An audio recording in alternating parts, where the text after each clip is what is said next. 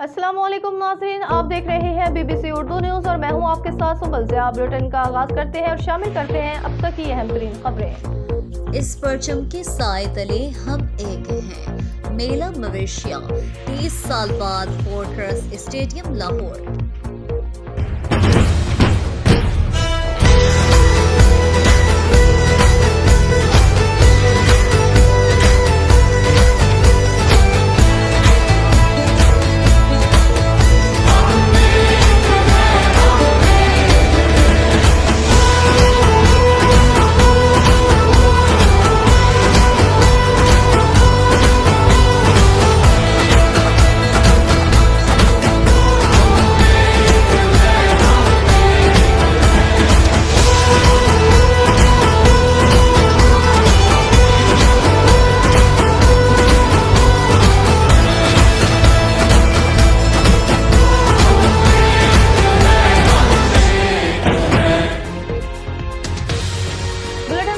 इतना ही। मज़ीद खबरों, अपडेट्स और अच्छे प्रोग्राम्स के लिए देखते रहें बीबीसी उर्दू न्यूज़ टीवी। अल्लाह निगहबान।